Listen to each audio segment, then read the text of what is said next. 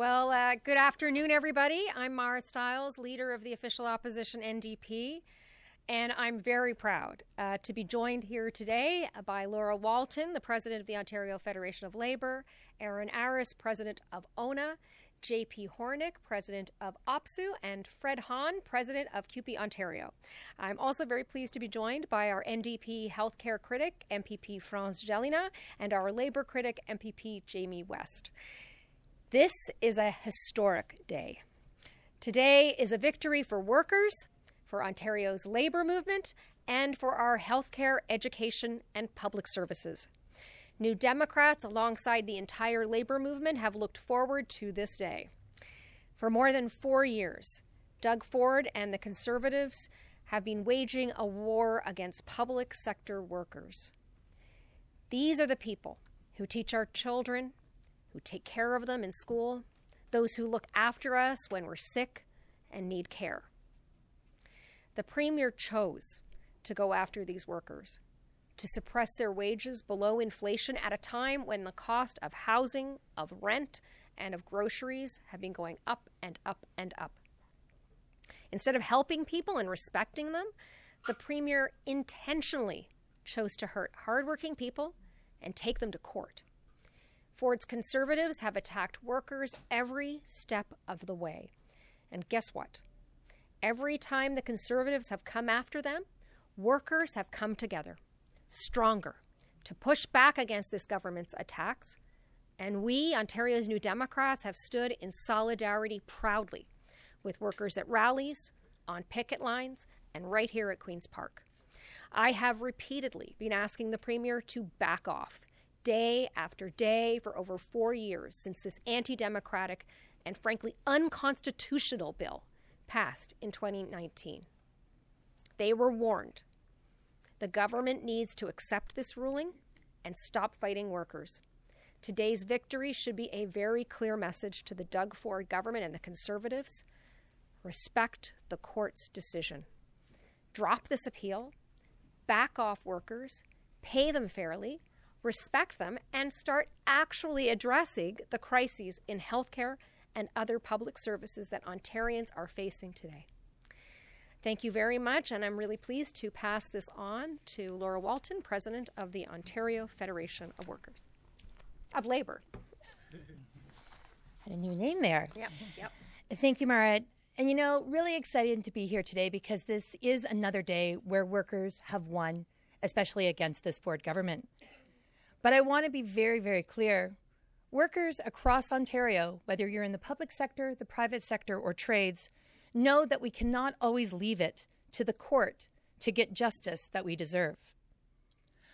We are now calling on Ford to do the right thing, to actually work for workers, to ensure that the funding is in place so that workers who have been harmed by this bill can now see remedy to their paychecks to allow them to continue to do the work and live in dignity. What we need right now is a government that makes life more affordable for Ontarians, not one that holds down the wages of workers. JP.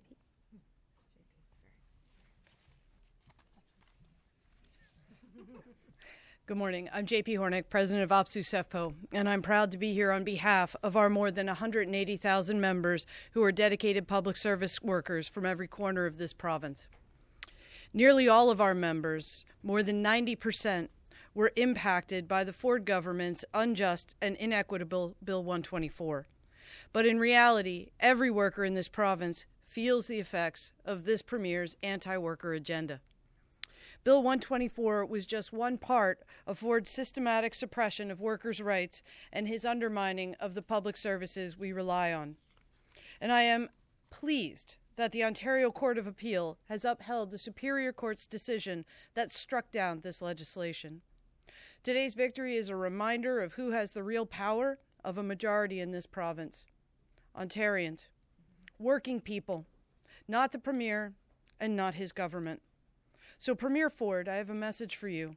Stop wasting everyone's time and the public's money. Drop this appeal or don't appeal this decision and waste even more time and public funds fighting frontline workers in court. 2 levels of court and a bunch of arbitrators have now deemed that your wage restraint legislation is unconstitutional.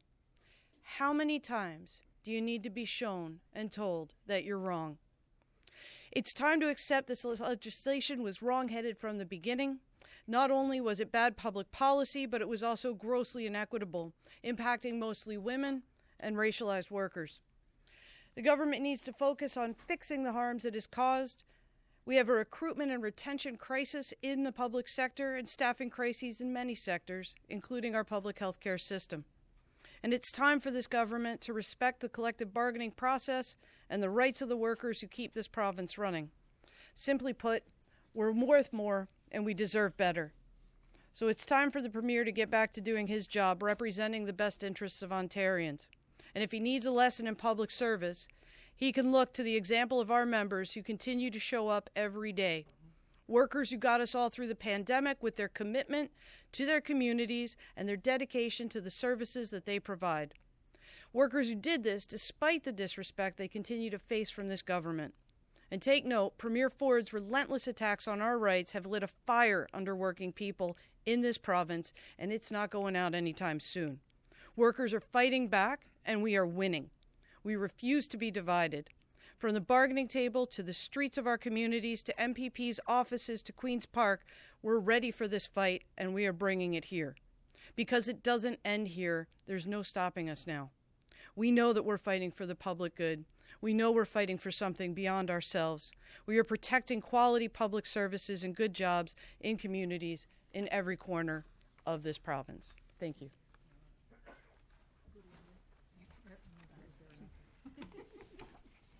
Good afternoon, everyone. Today, Ontario Nurses Association's 68,000 plus members, your frontline nurses and healthcare professionals, are thrilled at the Court of Appeal's decision. We have won again. We've been united as public sector labor in fighting the Ford government's wage suppression legislation for close to 5 years. We have fought Bill 124 in the courts, in our communities, and in the streets. ONA members have been integral to this fight, and we will continue to do so until we achieve the fairness, respect, and justice we deserve. And make no mistake, if the Ford government appeals, we will continue to fight. We have all heard Doug Ford say he's listening to nurses. Let me tell you, he's not listening to genuine frontline nurses and healthcare professionals working in Ontario. If he were, his government would never have wasted the enormous amount of taxpayer dollars on appealing the 2022 court ruling that Bill 124 is unconstitutional.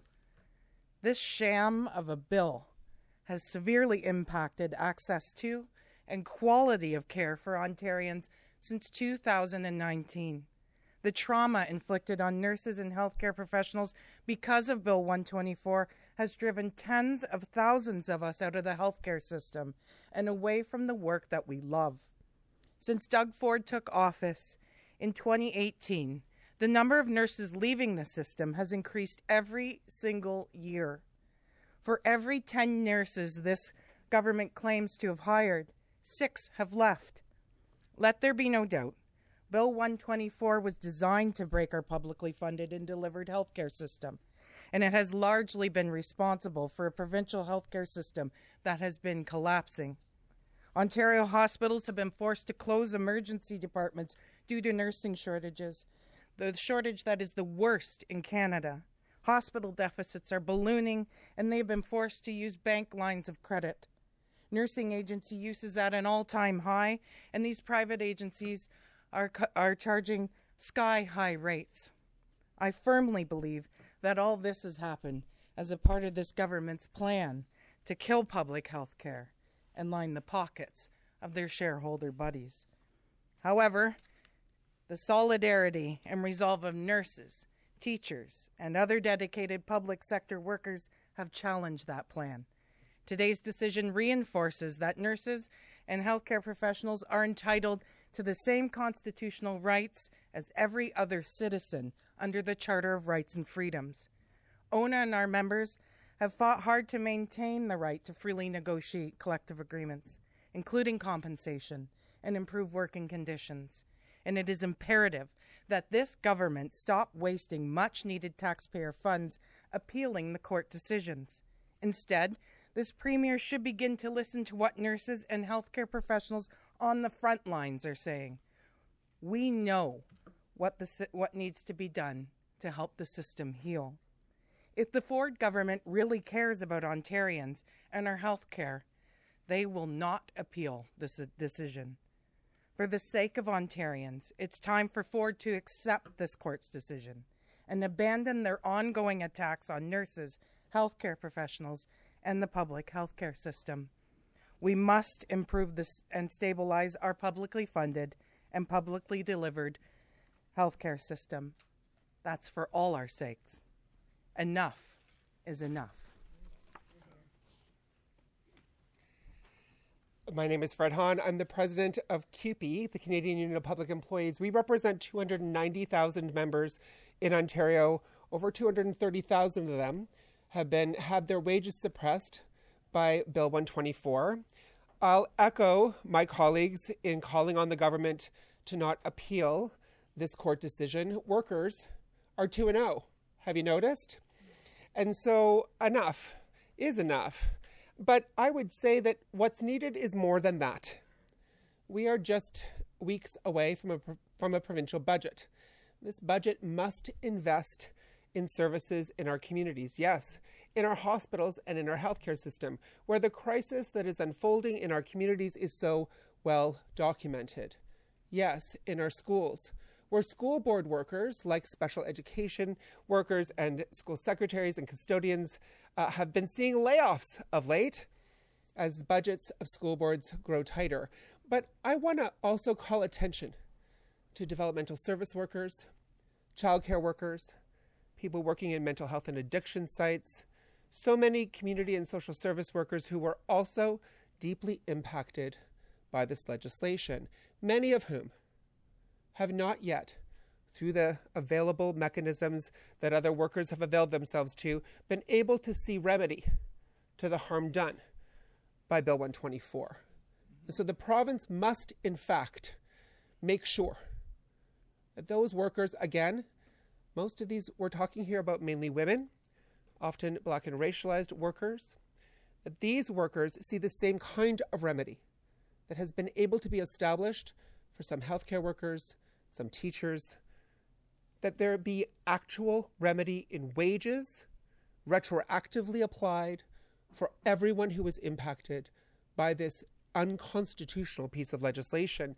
Today, the court upheld the rights of working people, showed the strong and true benefits of belonging to a union.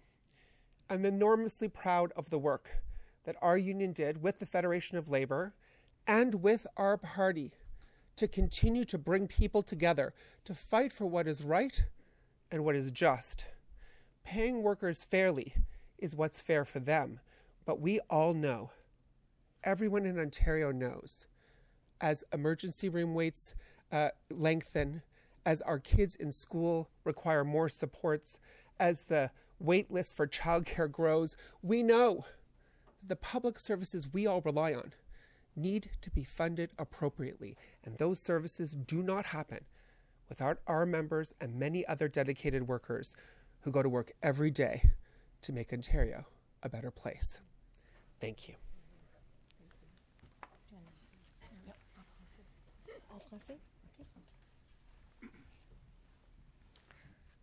Bonjour tout le monde. Moi, c'est France Gélina, la députée de Nickel-Belt.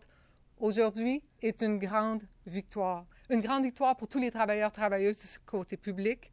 La Cour a décidé que la loi 124, la loi de M. Ford, était inconstitutionnelle. C'est la deuxième fois que la Cour de l'Ontario dit à M. Ford que votre loi 124 est non constitutionnelle. Je dois dire que les gens qui sont ici aujourd'hui et les centaines de milliers de travailleuses et travailleurs qu'ils représentent ont travaillé fort pour arriver à cette victoire. On a la victoire. On veut s'assurer que M. Ford arrête de dépenser l'argent des contribuables et accepte ce que la Cour a décidé et, comme vous avez entendu de mes collègues, prennent les travailleurs, travailleuses de santé publique au sérieux, leur démontrent le respect qu'elles devraient recevoir comme travailleurs, travailleuses, et ça dans les plus brefs délais. Ça va nous faire plaisir de prendre des questions en français ou en anglais. Merci. Merci France et tout le monde. Thank you so much, everybody. I'll just wrap up here very quickly by stressing that the courts, the people, Ontarians, workers have spoken. If this government keeps pushing, we will push back and we will win. And with that, happy to take any questions. Just a question for Fred. Do you mind putting a fine point on what you were talking about? This applies to some, but obviously not to others. Can you give us a sense of how many Bill 124, how many people were impacted by Bill 124 that didn't have the automatic right to reopen their contracts? All of us tried to negotiate reopener language in our collective agreements, but we represent many different kinds of bargaining units in CUPE. Some of our bargaining units are quite small, and were unable to agree with their employers to reopener language, and we're not going to go on strike around reopener language. For us, while we've heard lots about the importance of healthcare workers, many of whom rely on arbitration, and both in hospitals and in long-term care, again, a lot of our university workers and social service workers, childcare workers, developmental service workers, people working in mental health and addictions, haven't all had access. There have been some whose employers have called them back to a table to try to negotiate remedies simply because they've been unable to attract new workers. And the employer recognized that they needed to do something about this. But for tens of thousands, I don't have a direct number for you, but I can share with you that we represent 40,000 social service workers. The vast majority of them did not have automatic reopener language. We represent 30,000 university workers, again, many of whom did not have automatic reopener language. And there are still healthcare workers who have been left unrectified as a result of the initial decision. So some of the large groups, yes, have been able to avail themselves of the tools available, but the message that I really want to get out today is that it should be about every worker's rights who were violated under Bill 124, that the remedies that have been afforded to many now, that being actual money to their wages, retroactively applied, that would apply to their pensions and all the various things, that every worker who was impacted by this legislation should expect nothing less in remedy. Where does the onus fall, though? Is the onus on the individual employer now to make that decision to go back and negotiate back pay, or is that specifically a Queen's Park or a government decision? Obviously, our members would need to be involved in discussions with their employers, but the onus falls on the government to fund the services and to actually fund, what's needed in remedy. Many of these social service agencies, as I know you know well, operate on a shoestring. Many of those workers, again, I think it's important to be clear, we're talking here about very predominantly women, often racialized and Indigenous and Black women. Most of those workers' wages are already significantly lower than some of the other professionals who have already been able to avail themselves of remedy. And so the government has an onus when we are weeks away from a provincial budget to ensure that each and every one of those agencies sees significant funding in order to deal with remedy appropriately for each and every one of those workers. Fred, can you just clarify, though? So exactly what happens next for workers if they want to get the wage remedy? What do they have to do? What's the process? Well, we're engaged, as you know, as part of a coalition with the OFL, and so we're going to be talking more about that in relation to the coalition. Certainly, our members, even those who were not able to successfully bargain language that automatically had a reopener, went back to their employers and tried to have a discussion with them. And as I said, some employers recognized the need to do that because they simply couldn't hire people at the wages that they had been offering.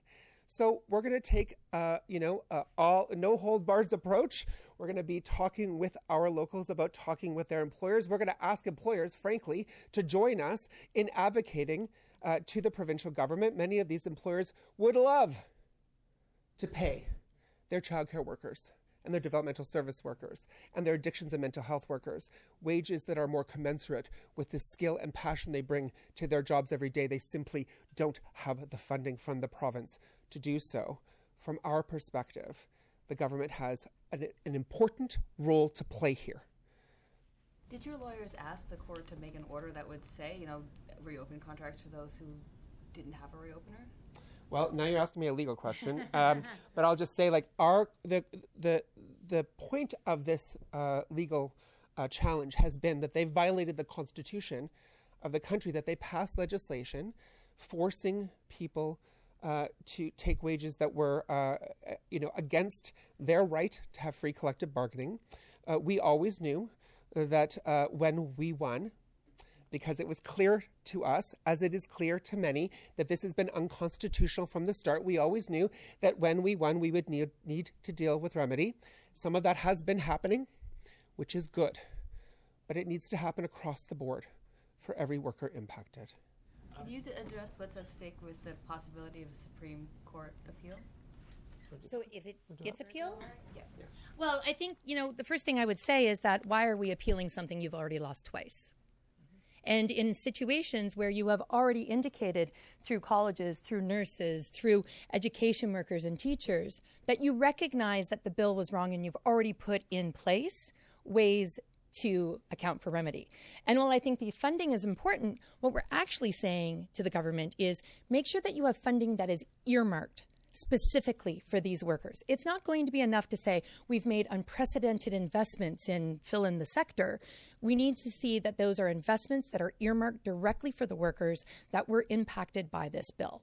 And so really the question isn't, should he appeal it? The question really should be, Ford, why are you wasting the taxpayers' money on something that the court has already said twice now was wrong? You literally stared down the government before when you were with CUPE, and you almost led a general strike in this province. What would be the union response if the government decided to take this to the Supreme Court? I think that's where we go back, and we were already speaking to our fellow union workers today, this morning, not just in the public sector, but in the private sector. Because what this government needs to understand is that when they make these types of sweeping legislation, it impacts everybody. And so we will be working together as a coalition to take action because we're listening to the people in Ontario who are clearly saying, don't waste any more of our money, Ford. Just pay these people. And so we will be working together collectively, not just public, but also private sector and trades, to ensure that we are using every means available to us, not just the courts, because you know as well as I do, it doesn't always work in the courts. But I think what we need to do is make sure that the public is using their voice to apply the pressure to Ford. He can't just go hide in a courtroom. Can I ask you what that means? I mean, obviously, if there's a coalition of unions with all of your members plus private sector, does that mean, are we talking in the context of a general strike type of situation, something that large, or a little bit more of a pressure campaign? Yeah, I think you begin small, Colin. I don't think we need to all march out tomorrow. I think the question needs to be put to Ford, why are you ignoring what workers are telling you? Really, the ball is in Ford's court, no pun intended.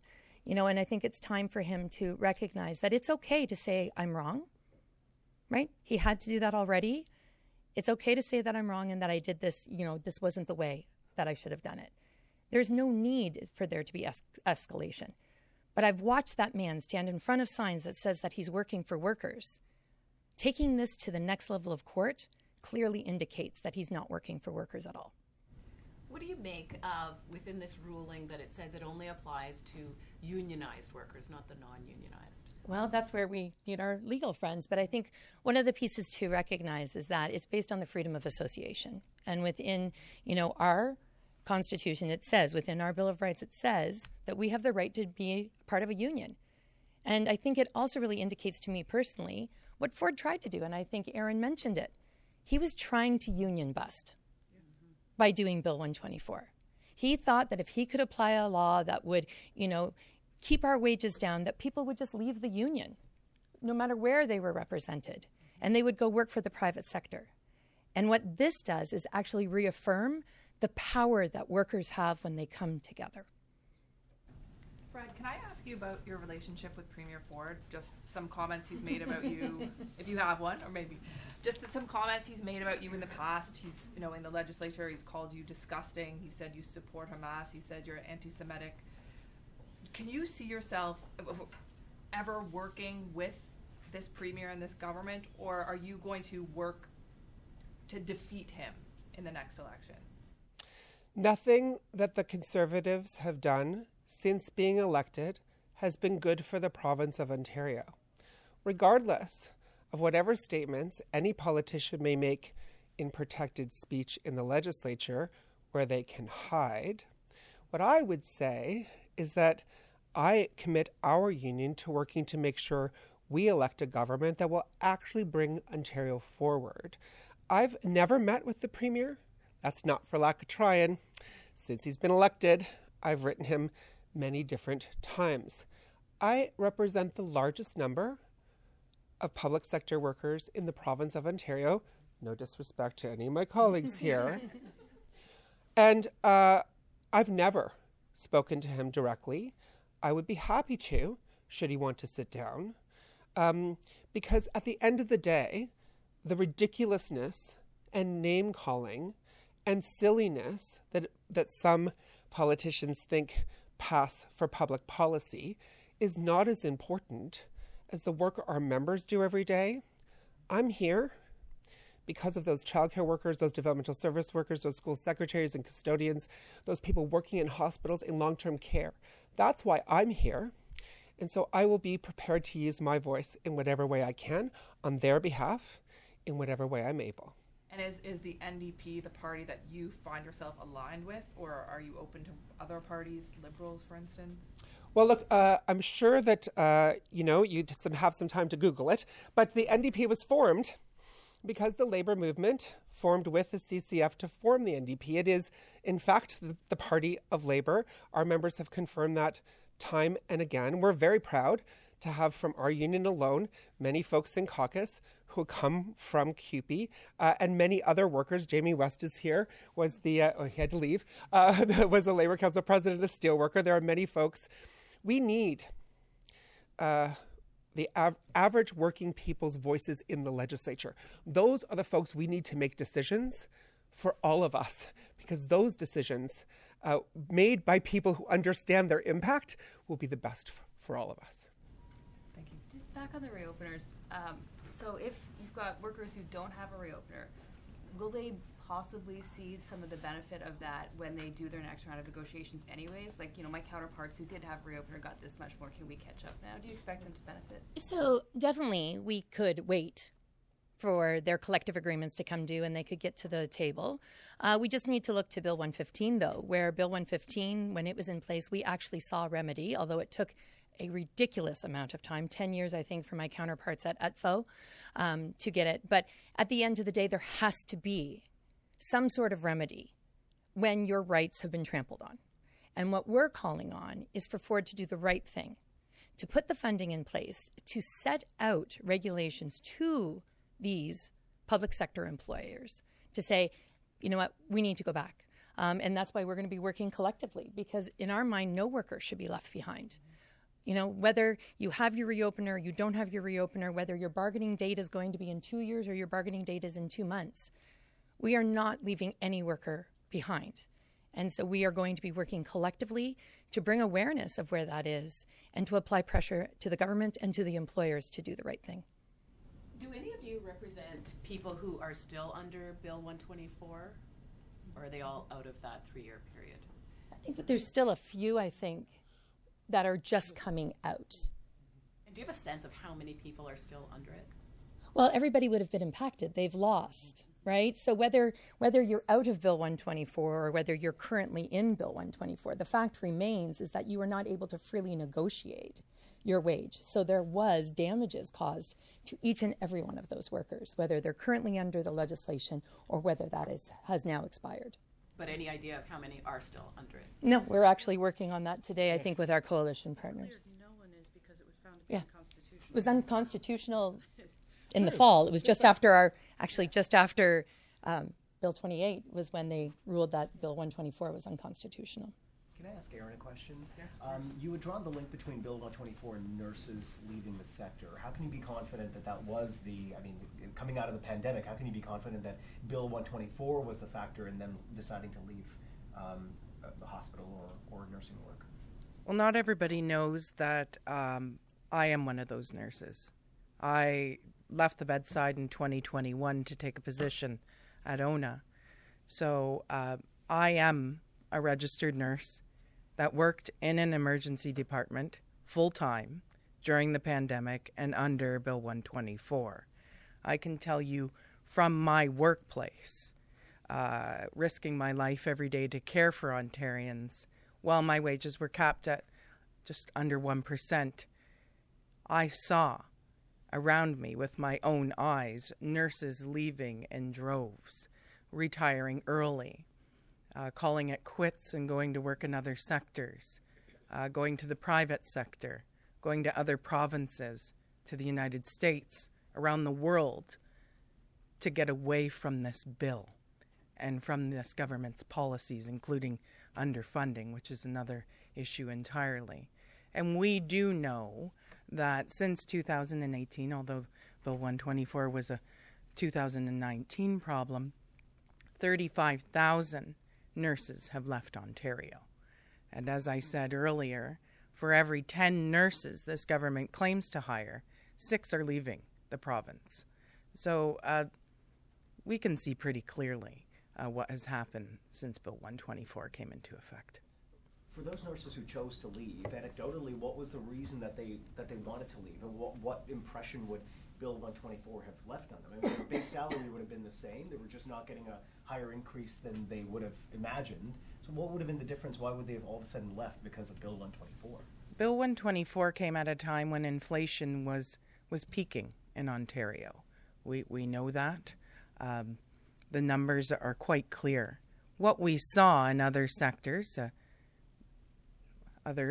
not impacted by Bill 124, were wage increases in line with inflation. Nurses pay the same bills, healthcare professionals pay the same bills, the same grocery bills, the same gas and car loan bills as everyone else.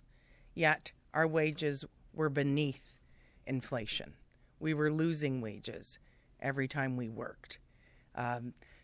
So you need only look at that. We weren't in line with cost of living. We were risking our lives doing that, and so we moved elsewhere. And so, Erin, has it improved now that Bill 124 isn't, precluding these nurses from getting larger increases to their salary? Has the retention and recruitment actually improved? No, it hasn't. We're seeing, we saw one sector receive a catch-up increase over the summer, and that was the hospital sector. There's several sectors to healthcare. Many of them are operated by, private owners, and some are publicly funded but haven't caught up just yet. They're in negotiations. We're beginning negotiations in other sectors. Nurses are worn out. The system has not been funded correctly. In fact, the Ford government has chose to underspend in healthcare rather than just even spend what they budgeted for. In fact, it's nonsensical. If they invested in the system that we have, paid nurses and healthcare professionals what they're worth, respected them, created work environments where they can provide the best care to Ontarians, we wouldn't be in this situation. Do you have a sense as to how many nurses are still impacted who haven't had the remedy yet? Of ONA members? Yes. Ours are remedied for the most part, yes, or underway, yes. Can I ask a few just what do you believe the government at the end of Bill 124 has gained, and what have they lost? The idea was sustainability in the sector. The idea was to make sure that the province could maybe get its fiscal house in order. At the end of this process, standing here today, what do you feel like the government has actually gained, and what have they sacrificed in their pursuit of savings? JP, do you want to chime in? I'll I'll give you my 15 seconds worth of this. They have lost the respect of Ontarians, in fact, nurses and healthcare professionals. I can tell you that. You just see that by 35,000 nurses leaving since their election. What else have they lost? Over 200 emergency departments have closed across Ontario in this past year alone. So we're losing lives, as a matter of fact, as a result of this. So it's hard to qualify loss other than in numbers. But I'll let JP, do you want to take Yeah. What have they gained? Absolutely nothing. If you read the decision that came out today rejecting the appeal, what you'll note in there was that there was nothing that they could have done in this legislation that was found to be unconstitutional that couldn't have happened through free and fair collective bargaining. Right? So they've gained absolutely nothing in this process. That's been upheld now by 2 courts. When you look at what they've lost not just the respect of workers, but they've also cost us as workers an exponential lifetime of having to catch up. This isn't the first government to try this kind of crap with us, but it won't be the last. But what I can tell you is what they have gained is a reinvigorated labor movement. Right? When you look at Bill 28, when you look at Bill 124, the one thing this government has done well is to organize us in opposition to them. And if they continue down this road, you asked before about what we would do, we'll take it all the way to the Supreme Court, but on the way, we will make their lives hell. Right? Because that is what they have done to frontline workers in every single sector of this province. It's not just nurses, it's healthcare workers behind the scenes. We can't recruit in nearly any public service sector. Firefighters, welcome to the summer again, folks. When you're looking at how are we actually going to bring people in, ensure that they have good quality jobs that allow them to participate in their communities in meaningful ways across a lifetime of dedication to the public service, this government has lost sight of that. This government has lost sight of what it means to build a strong Ontario that can be resilient and that can be replicated across generations. Thank you. Mic drop. Yeah. Great, thank you. All right, thank you, everybody. Thanks, everyone.